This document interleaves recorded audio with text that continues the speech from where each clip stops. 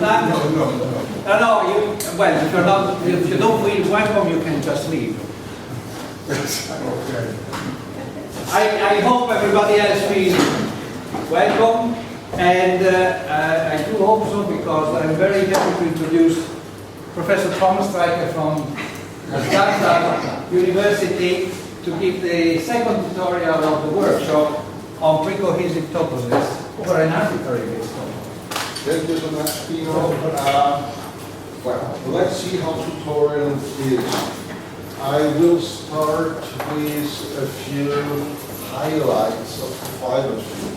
I have no time to seriously and slowly introduce it, but if you have a rough idea of what fiber categories are, you might see their benefits. And in general, index of fiber themes serve at least two purposes. One is in categorical logic, as a framework for explaining categorically semantics of, in particular, non-classical systems of logic. And there is a second thing, namely to develop topos theory or category theory over base topos. This was done starting in the 70s.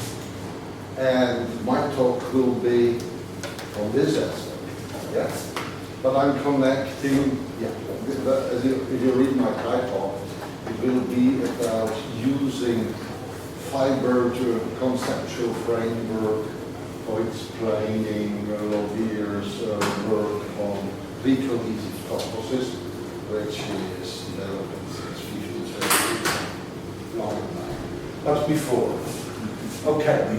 So let's start with the fibration of finite limit categories over a base which has got finite limits. Now, this can be explained from the vibrational point of view very easily. So, well, base finite limit with the vibration, and it means X as and P preserves finite limits. Okay? That's one of the first highlights. When exploiting the fiber field, you can express certain properties of vibrations in a very concise way. So my view is, I'm not for taking sides. Index is the right thing, or fiber is the right thing. This has slowed down development for quite some time. If you have an indexed intuition, there's nothing to say about it, but it's at least technically very convenient to shift to the fiber side. Yeah, so it's nothing to quarrel about. That one is conceptual. It's very often you have some intuition, but if your mathematics just tries to be as faithful to your intuition as possible, then things get clumsy. You destroy or move away from the intuition a tiny bit, and then your mathematics gets much more smoothly. That's what, and I want to illustrate that. Now, let me speak about internal sums. So all the time, I assume that the base has got finite limits. That's not a very severe assumption, at least if you're not using those things for logical purposes. So what does it mean that a vibration has internal sums? It means P is also a co-vibration. Yeah?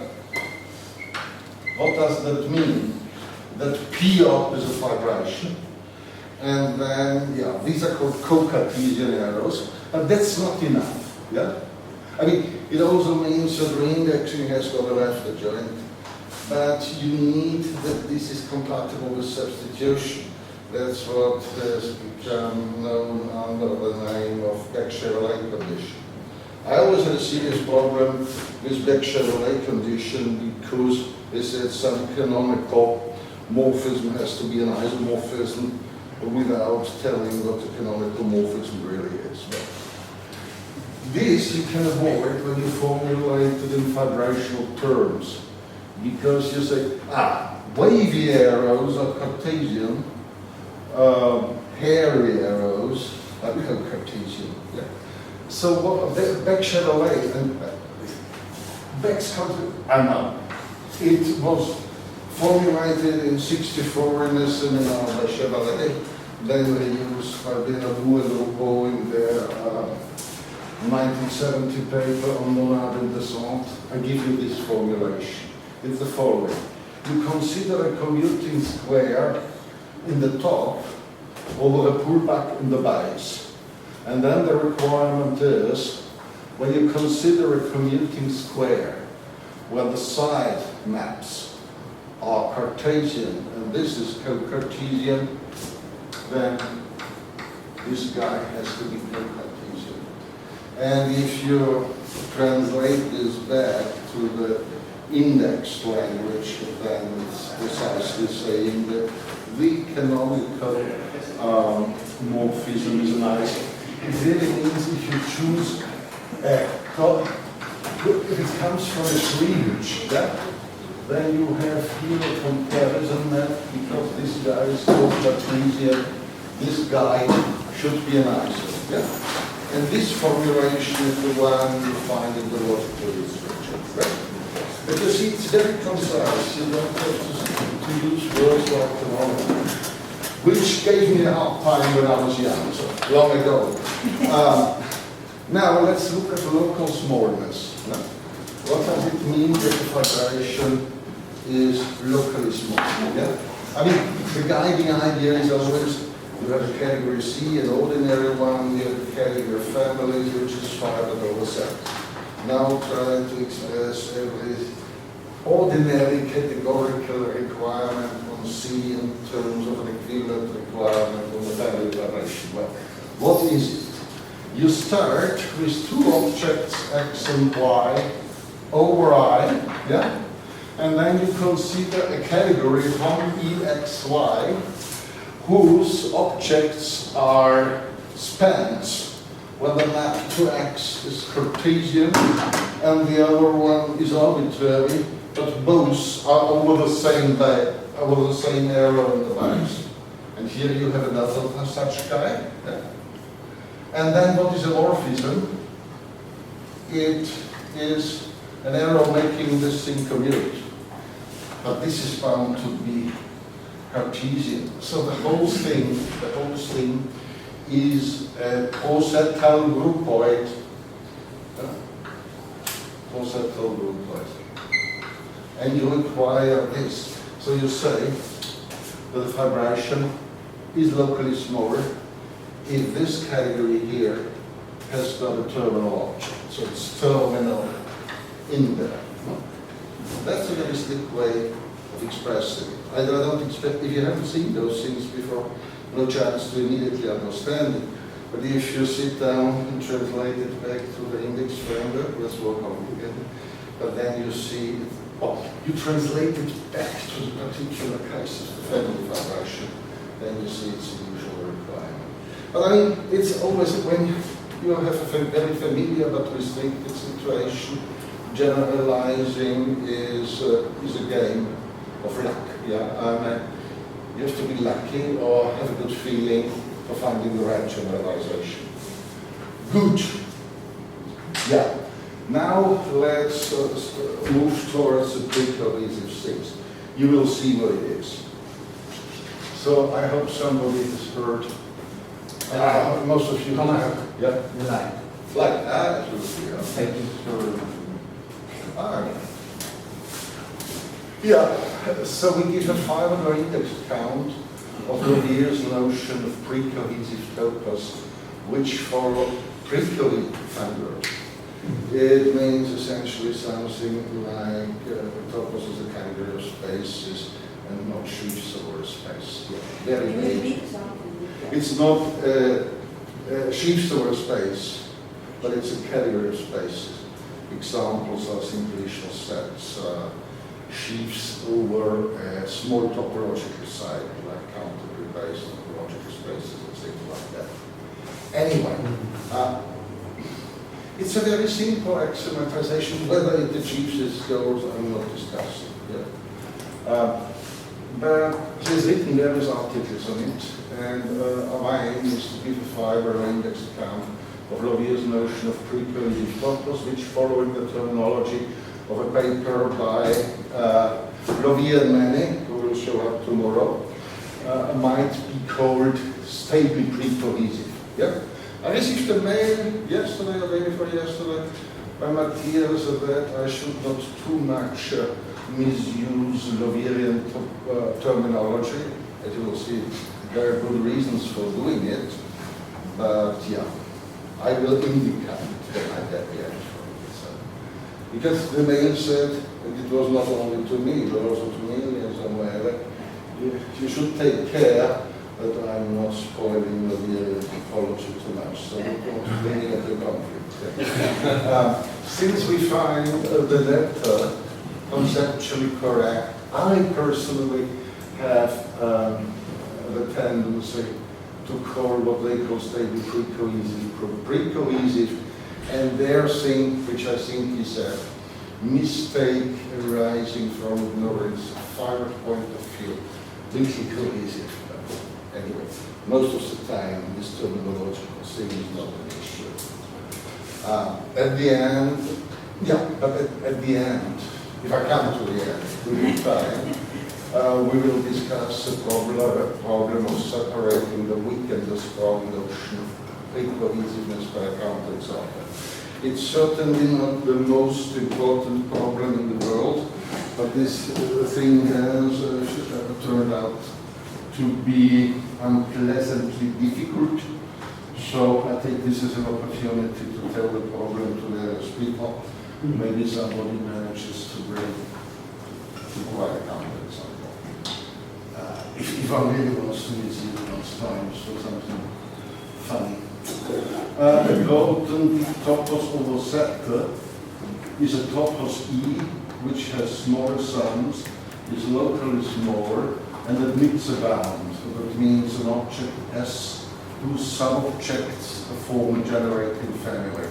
That's a very known axiomatization or characterization of golden toposes, alas not the one where textbooks usually start with, unfortunately also. Lurie does it this way, essentially. What about exactness? Huh? No exactness? No exactness? What?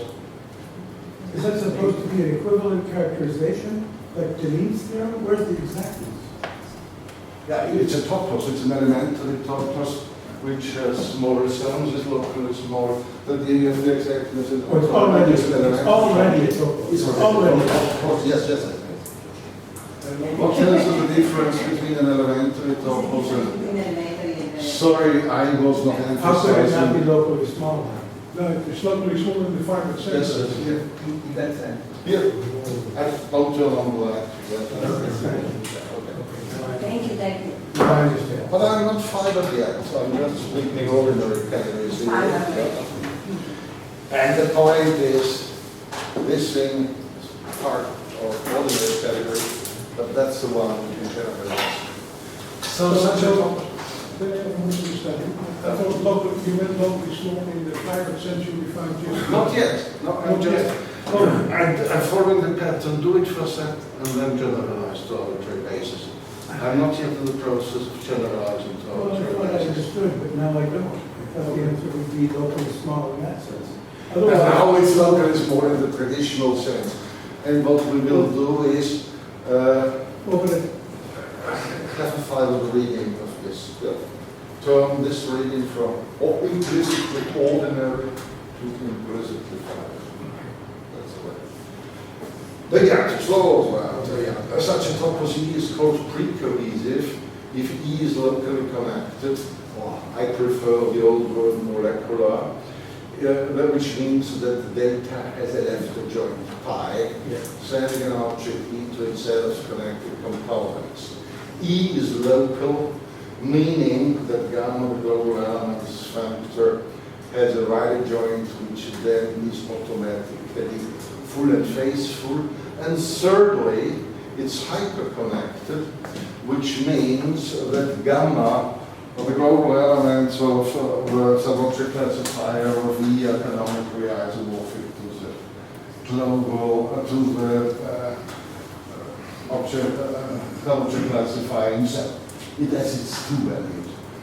It's easy to see that condition 3 is equivalent to the requirement that the slice of delta over I in set from S over I should have written here set over I, apologize, to E over delta I restricts to an equivalence between subobjects of I and subobjects of delta I. Keeping in mind Matthias's reminder, I should tell how they formulated. Lovier's original formulation was as follows. So as shown by Johnson in his 2011 TAC article, he has shown that for such toposes, the most left adjoint guy, pi from E to Z, always preserves finite products and conditions 2 and 3, yeah, local and hyperconnectedness, can be expressed in a more geometric way. In a way which Lovier calls Nullstellensatz, meaning that there is a canonical map from gamma A to pi A. You can guess how it's constructed, it's not difficult. But the canonical or map sending points of A to connected components of I and requiring this to be epic, which means every piece is a point. Lovier originally formulated it as punto e punta. I guess a point is a punta, something small, and a punto or something. Punta is a fancy. I don't know. You tell me afterwards. That's the component, which is the big point. Okay. Sorry, you are right. You are right, Thomas. My Italian is not sufficient for such subtle distinction. La punta è più piccola, sì. Okay, good. Anyway, so I faithfully gave Lovier's definition that I see. The situation essentially is you have four functors, which are adjoint, pi, delta, gamma, nabla, and they have to have certain requirements. That satisfy certain requirements. And I think it's sort of an illuminating. What I want to do here is, on the first slide, you see, or the second one, the ordinary category definition of precohesion, and then I just follow my nose and translate it to the final rule. So, with a finite limit preserving functor f from a topos S to E elementary toposes, one may associate the Grothendieck fibration. I write P sub f, which you obtain by change of base along f applied to the so-called fundamental fibration, E fibered over itself. P sub E is E fibered over itself. It's given by delta 1. That's maybe old-fashioned, but it means codomain. Yeah. So this is E fibered over itself. If you index along F, that's the fundamental fibration of E over F. Yeah? The fibration P sub F over S is the fibration of toposes, since all slices of a topos are toposes, and the F you star indexing along is logical. So P sub F is the fibration of toposes, and of course it's the fibration of toposes. Each fiber is a topos, and the morphisms are logical. Yeah, they index. Now, by results of Jean-Luc Moon's, his 1982 thesis, and by Namuka Jibladze, some article in the late 80s, 89 or so, these are precisely the fiber toposes which have internal signs.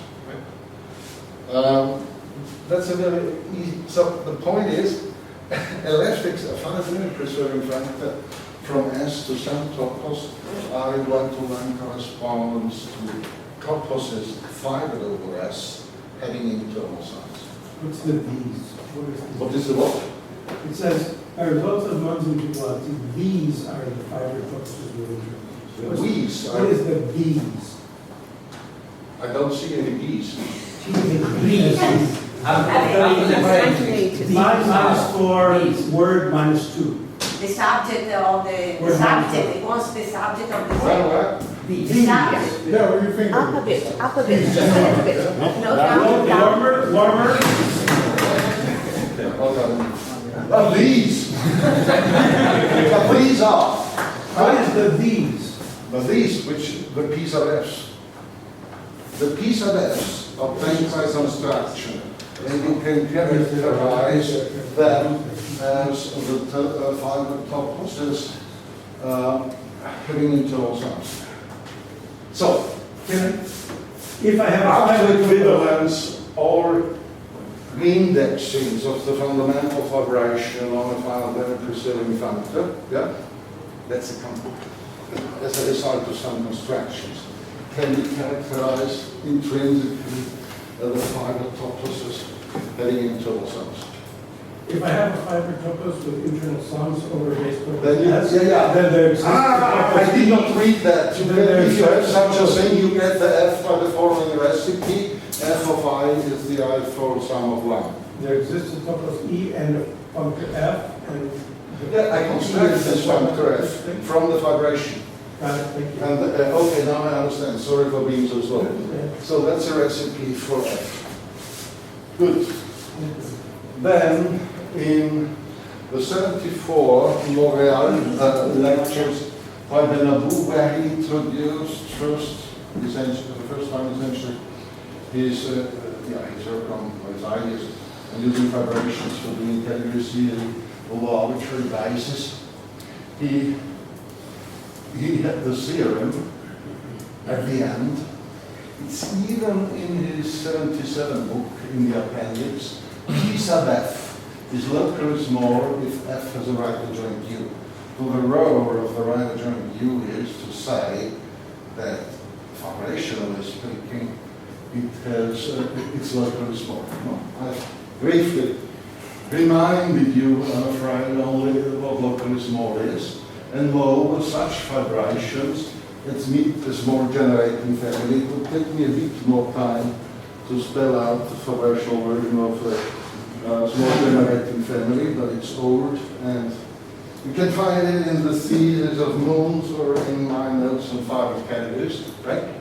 But the associated vibration is has got a small generating family. It's the same as the conditional requirement that F is bounded, which means that there is an SCE such that every object A of E appears as a subquotient of S times F of I. So you really see a bounded geometric morphism is just the vibration of toposes having internal sums being locally small and having a small generating family. So the very meaning of bounded geometric morphism is to say it's a fiber open topos. Now, I find this thing the conceptually correct thing, at least for myself. That's what I understand. And this thing, such that the big thing like a fiber topos has a pocket version given by this factor sending I to the I for power of 1 is a useful fact. Yeah? Sometimes useful, but something big, which is a real thing, you can handle by something which per se looks a bit ad hoc, but it's nice to have it. Suppose you have a mono. Yeah, a sub-object or an object, yeah. All the other way around doesn't make a difference in case of a purpose, yeah. For details, look at my notes and find categories. Good, let's carry on. Yeah, geometric morphism is vibration. For every bounded geometric morphism, I write them as F, well, I have to join U, the right adjoint. Yeah, now I tell you how to lift geometric morphism in the traditional sense to a fiber geometric morphism from P sub f to P sub s. Yeah?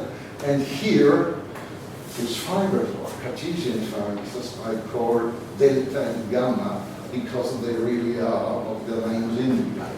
So, moreover, the fibers find the delta. And it's clear, what does delta do? It sends I to the I follicle power of 1. That's inclusion of the bases, discrete things in the top topos. Moreover, the fiber functor delta is a fiber adjoint gamma. I remind you here how you construct the gamma. You start from an A over f of I, right? A over f of I. Oh, I wanted to point. Now I have a little problem. Wrong button. Yeah. How do I get rid of this window? I should be able, but before I press further buttons, yeah. It's not the Italian, it's Magenta. Okay, thank you. Brilliant. Okay. So that's how you construct it. You apply U to A, but then you get something over UFI, and you just, thank you, and you index and all. Now that way, and then you will see that delta and gamma is really what it is in the motivating examples. Delta of I turns I to the I full power of 1. Gamma takes global elements. I mean, I call this small global elements, like local smallness. But if it's if you have a fibration of Cartesian closed categories, it has small global elements if it's locally small, right? Huge. Now, I should not confuse the machine. Yeah. Now I'm coming to locally connectedness, which is best understood. Hey, most good properties of geometric morphisms can be, are conceptually correct, expressed as requirements on the engineering vibration. But in almost all cases can be effaced by very elementary things. So their vibrational origin is carefully hidden. It's good. Sometimes good to have a simplified version, but an exception is locally connected or molecular, which essentially means that delta sub f, yeah, so the delta for the P sub f, yeah, has a fiber left adjoint pi, and if you spell this out, that this left adjoint is fiber, it leads to the following implication. Whenever the square on the left is a pullback, then the square on the right is a pullback to where hat means upper transpose. So this is such a, but this is very mysterious, this condition, if you just see it. It's useful to know that it means that, so if delta sub f has a left adjoint, then the f has a left adjoint, and for this delta sub f to the Cartesian is equivalent to this sort of thing. This explains where this funny condition is coming from. It's not funny at all, yeah? If you look at it from the fiber point of view. Then there is a well-known fact that locally connected geometric morphism is connected if f is full and faithful, that's a definition, but this is equivalent to this L with the left adjoint to f to some internal objects. Good. Now I recovered something in the second volume of Johnson's Elephant. So where he gives the following characterizations of locally connected. So a geometric morphism I will have to join to you is locally connected if f preserves dependent function types, dependent products. For hardcore categories having no idea of logical type series, the pi's are the right adjoints to pullback factors. I had such a question on some lists some time ago. But here I see everybody knows it. Maybe pi is a funny name. but it's borrowed from time theory. Yeah. And the third equivalent thing, so f preserve independent function times means that all slices of f preserve exponentials, right? Notice that it's not too difficult to prove this. Note that on one side you need a fiber indexed functor theorem because 2 essentially says that f preserves preserves all limits. Then since P over E, P over E validates the assumption of the fiber of the fibers, the joint functor theorem. Yeah. Right. So if you accept the fiber, the joint functor theorem is very easy. Notice that condition 2 provides a characterization of locally connectedness, avoiding any reference to vibrational motions. Because here in 3 and in 1, you haven't carefully hidden the vibrations. I mean, it's not my intention to do it, but sometimes you want to be nice. Yes?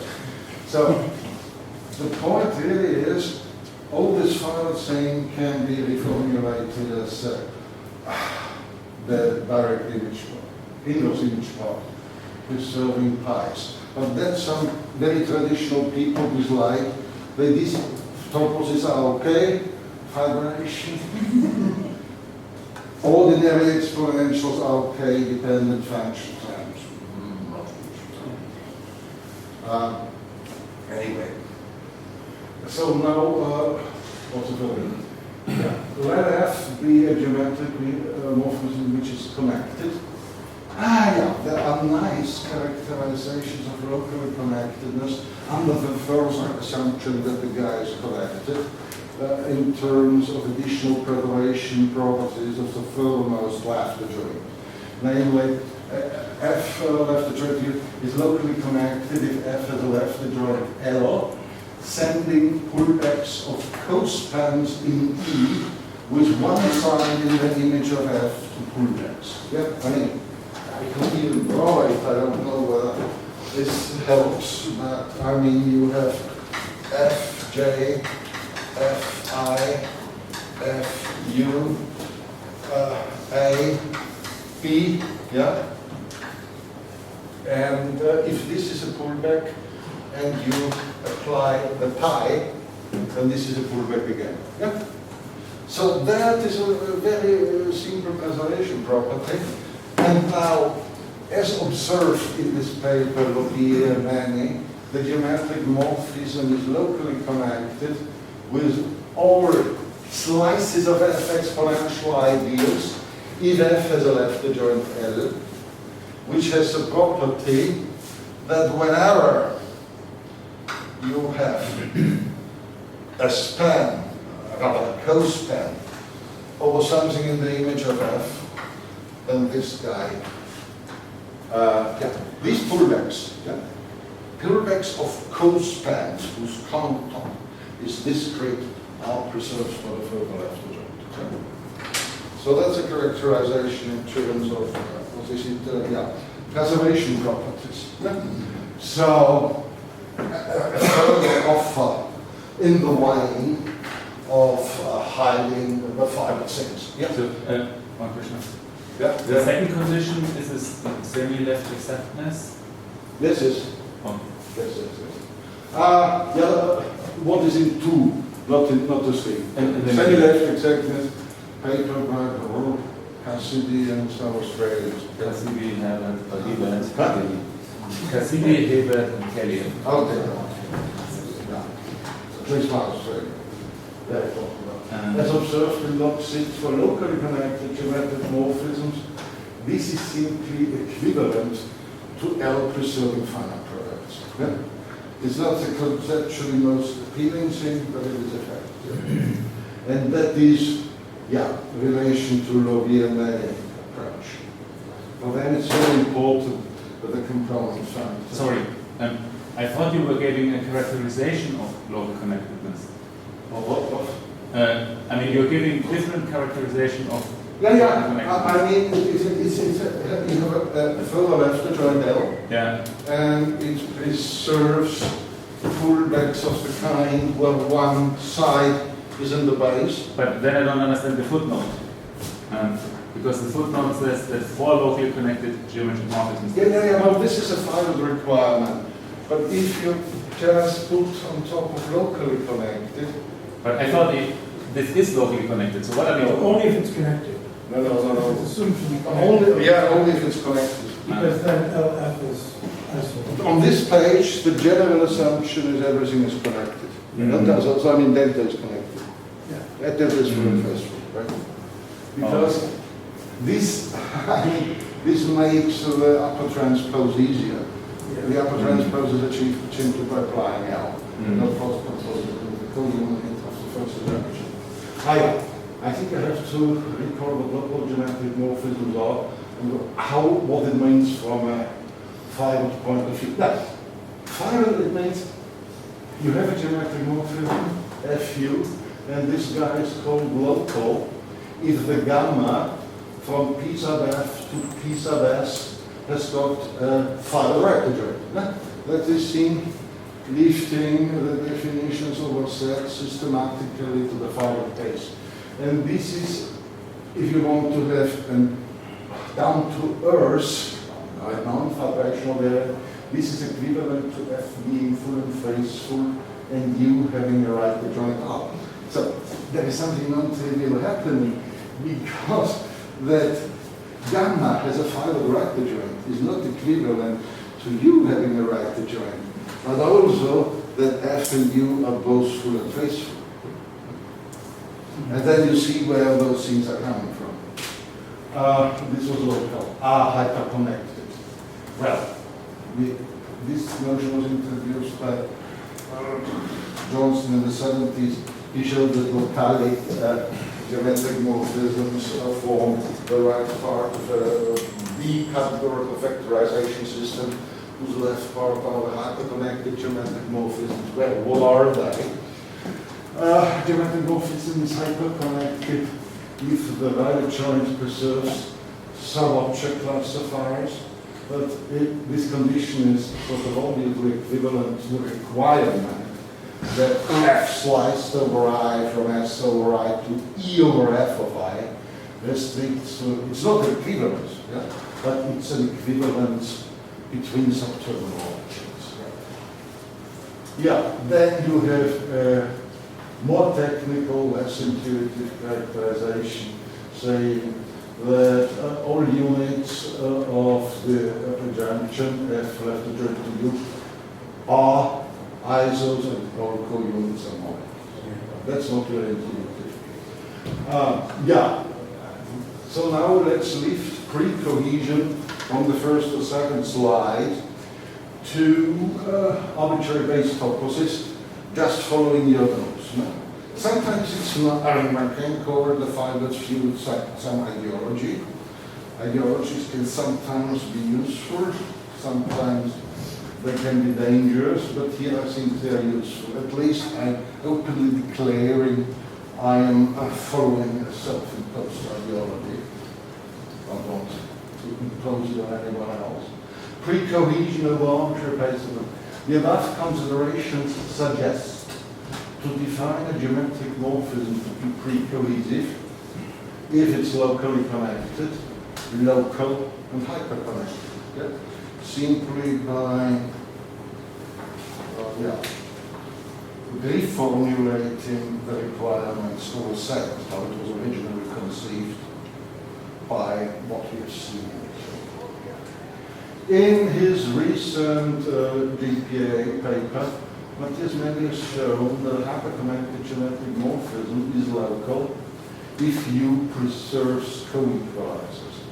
The latter condition says that the gamma is co-continuous because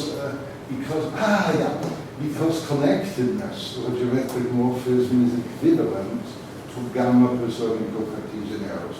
So if you just add that it preserves co-equalizers, then So the letter condition says that Peter gamma is co-continuous. Thus the claim follows by an appropriate finally joint functor theory when the original geometric morphism is bounded. But in his argument, he managed to get rid of the assumption of being bounded, yeah? Which is not an issue for people who are mainly interested in open toposes, mainly bounded geometry. Anyway, this allows one to characterize pre-cohesiveness of geometric morphisms purely in terms of correlation properties, namely as follows. F preserves dependent function types, and U preserves co-equalizers and some object classifiers. Yep.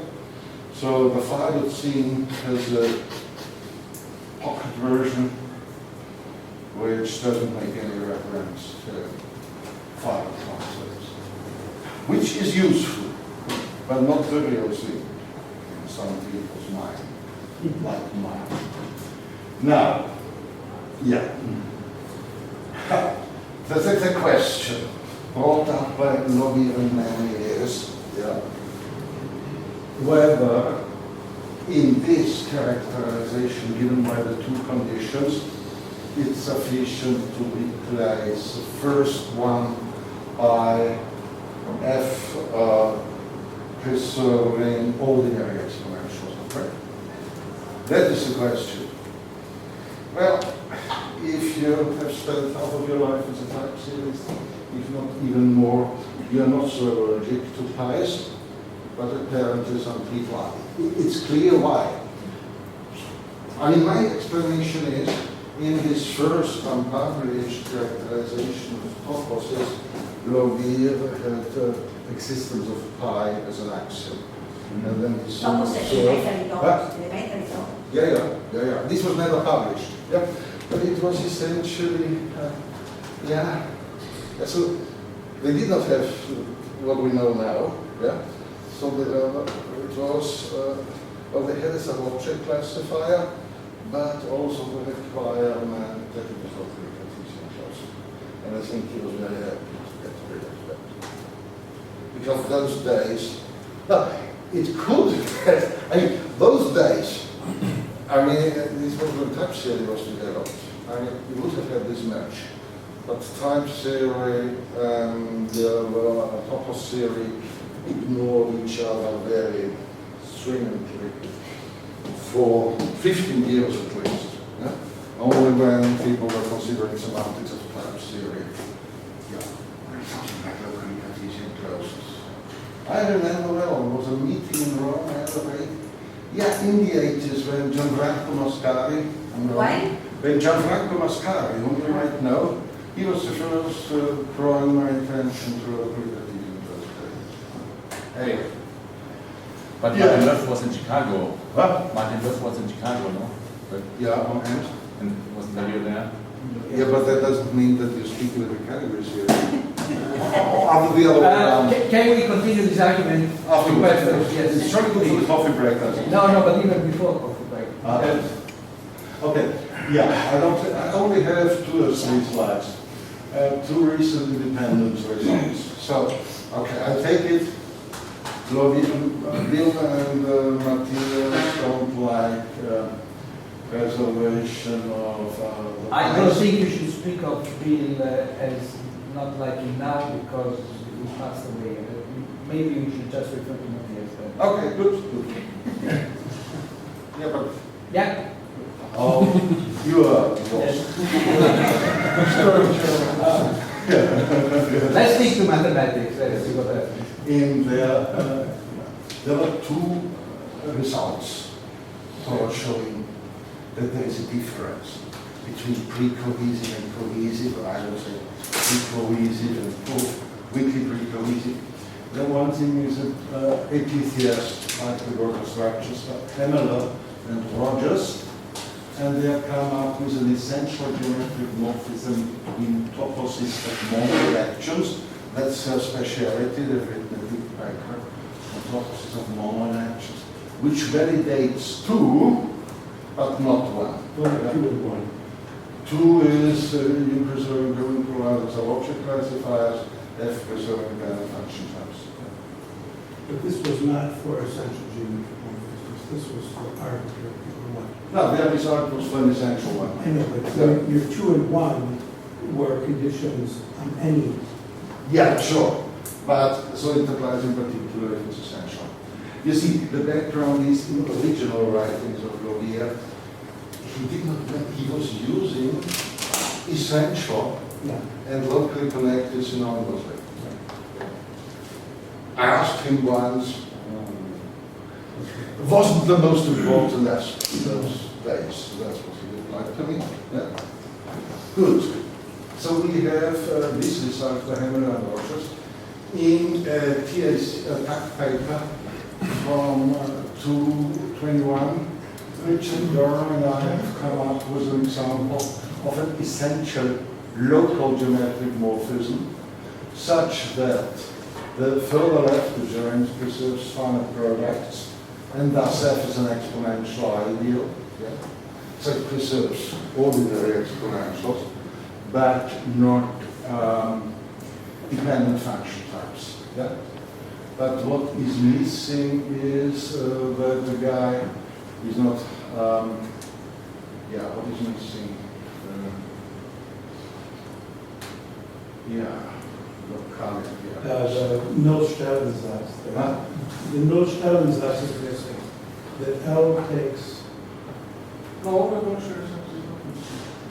I mean, one of the local essential, the hyperconnectedness. Yes. The hyperconnectedness. That's a problem. Yeah, little footnote. If you go back to Baron Haray's 1980 paper, Molecular Toposes, they already observed the leftmost adjoint L is S enriched if F preserves the exponential, and it's 5 over S if F preserves the common product. So in a sense, the question is under certain additional assumption, S enrichment does it already as 5 over S. Anyway, presumably not. I don't see any reason why. But maybe I give you an outline of the counterexample, which Richard and I cooked up. Let's be locally, a small locally Cartesian category, and you have a reflective subcategory. Then you can consider the geometric morphism induced by reindexing along R and I. And we show that R preserves the LCCC structure whenever reindexing along R does. And then, from a result by Garner and Black, it was gotten in classic toposes, we are using them. So it's a due by this result of Garner and Black, it suffices to find a small locally Cartesian closed category B, which has got a small reflective subcategory, which is not LCC, and that's easy to find. For example, let B be finite reflexive graphs, and A the full subcategory of finite priors. Yeah? And finite priors Cartesian closed, but not locally Cartesian closed. Another thing more from the world of early semantics of types theory is let B be the category of most sets over the first linear algebra and number realizability, and A the full subcategory of not closed subobject of powers of N, and this dimensional subject. Yeah. Good. But an open question. And then I'm finished. Alas, our counterexample is not hyperconnected. That's missing.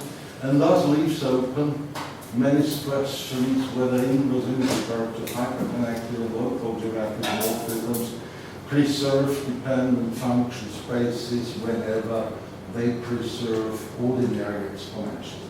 And if you look at how dependent function spaces are constructed, they cannot be extracted from an ordinary exponential, but they can if the ambient logic is Boolean.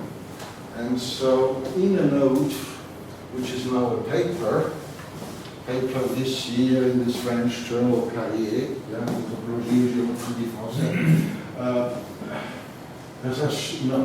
has shown that essential local geometric morphisms with Boolean-S are locally connected whenever the left adjoint L of F preserves products. So for a long time, Matthias, as you told me, believed that direct image preserving exponentials in tails, preserving the dependent products is the case if and only if the base is Boolean, but there is some recent work, and I expected that hyperconnected and local geometric morphisms, I for a long time I believed that if the base topos is Sierpinski topos, where simple sort of C, it's not locally connected, even if the inverse image parts preserve ordinary exponential. But there is a recent paper by Jens Hemmeler, that was matter just before she died. It was already fairly easy. She reviewed this paper by Hemmeler and told me, yeah, it's presumably a difficult problem, our open problem here. But I didn't know how bad the illusion was. This, however, was shown to be impossible, by Hemmeler in his paper. But still, I believe that there must exist a counter example over some non-Boolean base topos where L has to be a bit more complicated than Sierpinski. And I mean, by the work of Hemmeler, certain things are ruled out, so that most topological spaces are ruled out. But I still believe that there must be an example not too complicated, because the reason for my expectation is dependent function spaces cannot be reduced to ordinary ones without using classical logic. But unfortunately, I wasn't able to find something. There are not many people trying. Jonathan Funk, Hemmeler, Matthias as well. Anyway, I doubt that this is an important problem because it has only to do with, say, ideological preferences. I mean, that it is locally connected, that the left adjoint preserves ordinary exponential dependent function spaces. Why one is good and the other one is bad is hopelessly subjective in my eyes. I'm just surprised that it's difficult to find a context. So if this talk has achieved the goal that somebody is interested and comes up with a context, it will need to be tomorrow, but in a few months, then mission accomplished from my side here. That's it. So.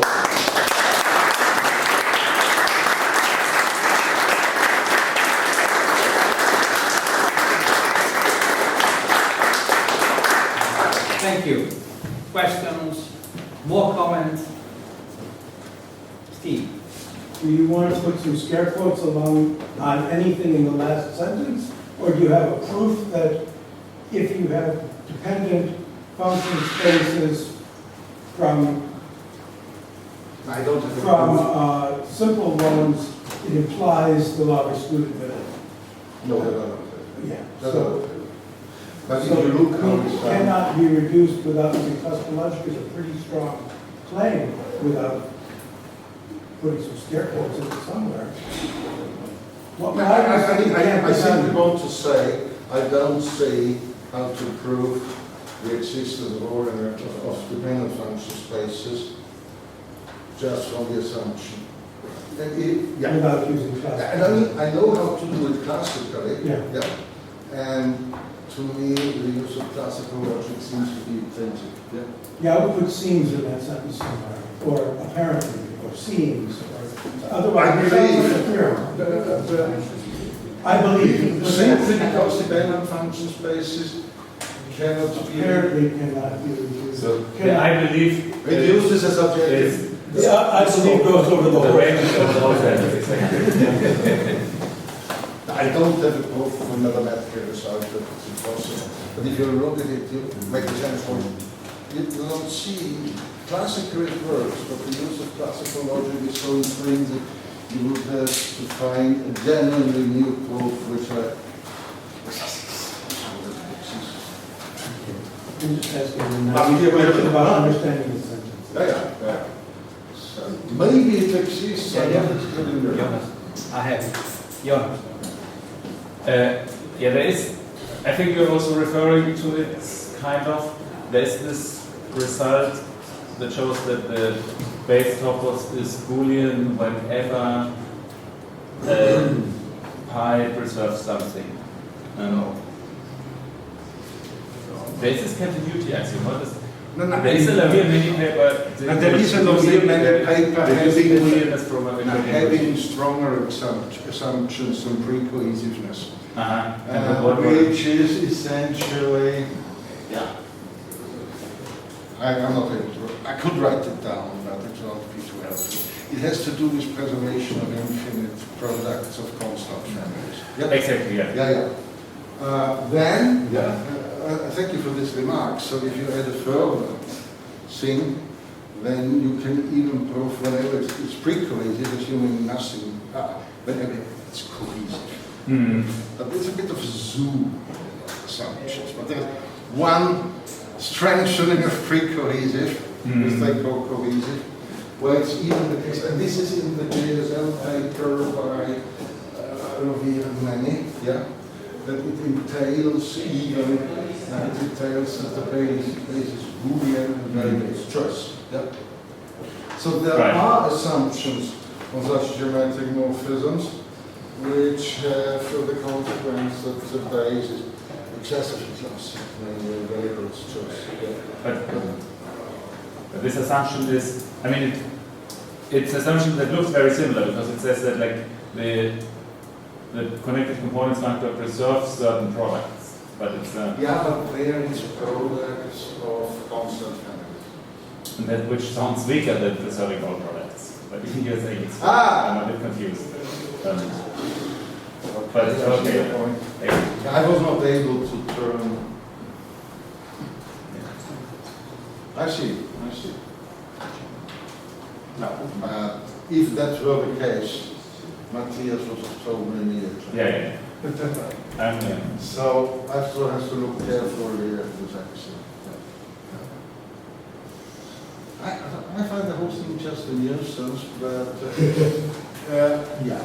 But I'm surprised, and many people. It's not so easy to find people who know about those things that are ready to think about it, but nobody has succeeded so far. And for me, it's okay if you accept a strong notion. You will hear the other variation, the opposite position on Thursday. Yeah. Really. I'm curious to know if you, in the back of the mind, this problem that interested to you is completely disjointed from any application to semantics. Yes, absolutely. Yeah. It's nothing to do with this. The reason why I thought about this is some discussions with Matthias. You see, I succeeded in having some counter examples before, and he sent me on the beginning of COVID. So it's just a chance that. Yeah. Thank you.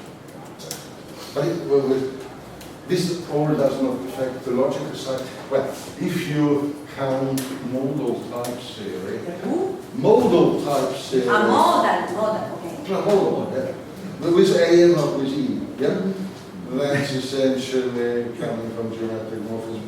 But they are not sure whether they want to follow everything over the base or the top plus. Yeah. They don't accept the finest view. But their model operators have found a way into type theory, not related errors. Thank you. Steve, Yeah, this was my question, is the interpretation of these results in type theory.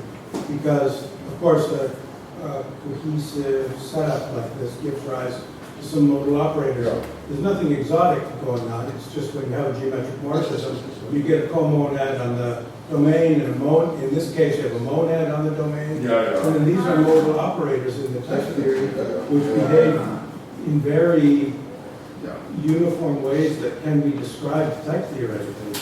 And this development is one of the big new areas of research in hot and type theory and so on. In fact, just a week ago, or less than a week ago, Mike Schulman gave a special Budsky Memorial Lecture in Pittsburgh at the Hot Conference. What was the title again? Modal Type Theory as a Unifying Framework, or something like that, where he showed how everything is a modal operator if you look at it the right way.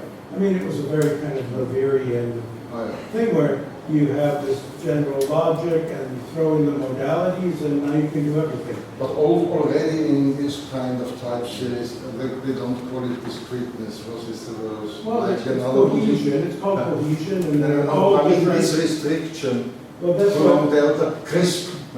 that's only one No, word, that's- it's just a word. That's something else. But it's equivalent to restricting the indexing to the discrete things. Yes, yes. Yeah, so I was going to ask if you, and I don't expect you to know, but maybe you have at least some of these results. Can you describe what they mean in terms of the modal operators of composing up the adjoints? And if not, I don't mean to put you on the spot. I think Jonas probably can, because he's been studying this setup. So Yes. maybe I could ask the question to Jonas, or I could ask you to ask Jonas. To some extent, Just because the type theorists here might be interested in what this Yes, means, yes. in what this means in terms of the type theory. interesting question. Yes, thank you very much. From a categorical point of view, I prefer the invention to the engine or the common. Yeah, we all do. The question We all is, do. yeah. It's a That's way good of question. interpreting between the two. Yes, yes. And in type theory, you don't often use the junctions, but the monad in the Yes, type yes. theory is something that you can make sense of. Syntactically, it's Yes, easier to speak about more operators than... Instead of shifting type theories, Yes. because with the Thank you. modality, you stay in one type theory. Thank you. Are there more comments or questions from other participants in the audience? Because otherwise we can just continue a coffee. And thank you very much.